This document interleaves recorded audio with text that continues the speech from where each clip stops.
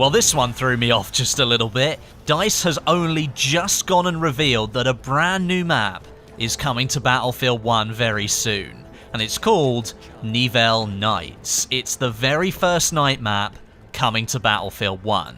And not only that, but it's now up on the CTE in a very early state for public testing. And, as if the announcement of a new map wasn't enough, 2 new weapon skins for the M1911 have been added with this CTE update. The first one, packaged from home, that's a distinguished skin, and the care package, which is a legendary skin. Both of these look really cool, but I don't know how you get your hands on them when it gets to the final game. I don't have anything other than the skins right in front of me. I assume they'll be assignment-based, but we'll have to wait and see.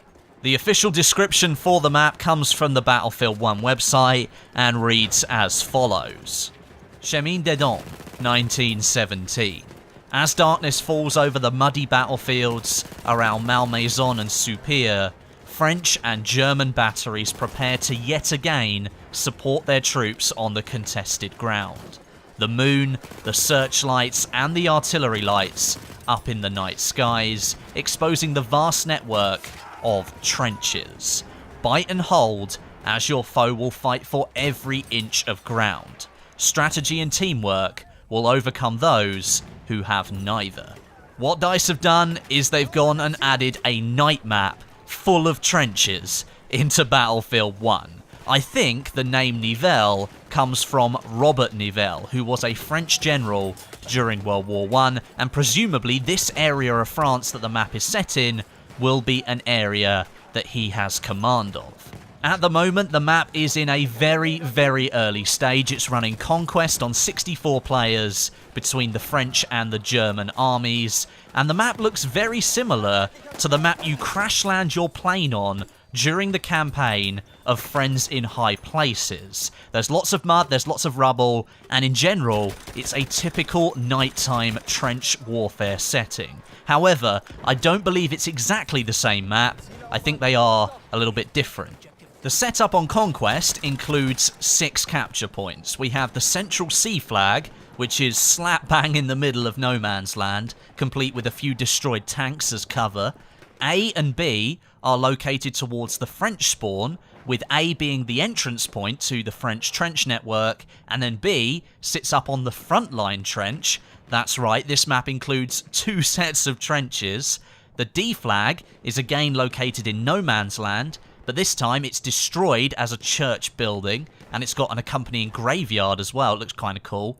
And then over the other side, there is E and F, and those capture points are closer to the German spawn, and they kind of mirror the French objectives, really, with E being located on the front lines, and then F is set back at an artillery point.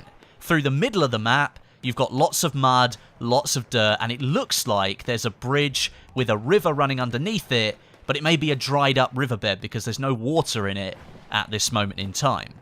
This is a very early stage of testing at the moment, but the map is very bare with virtually no foliage at all as cover. You're essentially having to use the ground and the hills in between and the trenches and little piles of dirt for your cover. That might be the intention, but it definitely looks like to me DICE still intend to improve on that and put some foliage in.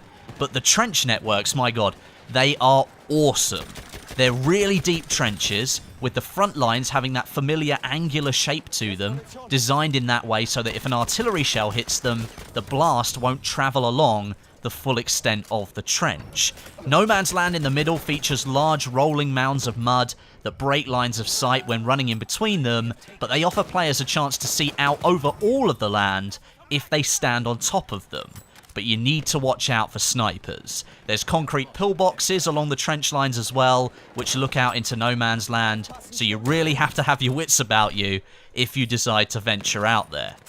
At the moment, it's hard for me to really give any more opinion-based stuff about the map other than really a basic overview. I haven't had enough time to really play it. I played around 3 rounds of Conquest, and yes, I definitely enjoyed it, but I think I'm still in that honeymoon period where, you know, things feel better than they actually are, and you need to settle down a little bit before you can give some proper opinions. But one thing I will say, which annoyed me quite a lot actually, having played this on Conquest, it doesn't play what you think a trench map might play like. You'd expect like a stalemate with two sets of teams having to fight really hard against each other, waiting for a gap to appear in the lines, and then a group can venture out into no man's land and try and capture the objectives.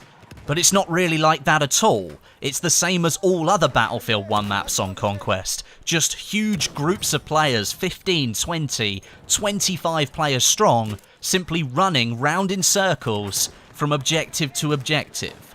Essentially what happens on Fort de Vaux, but instead it's now outside.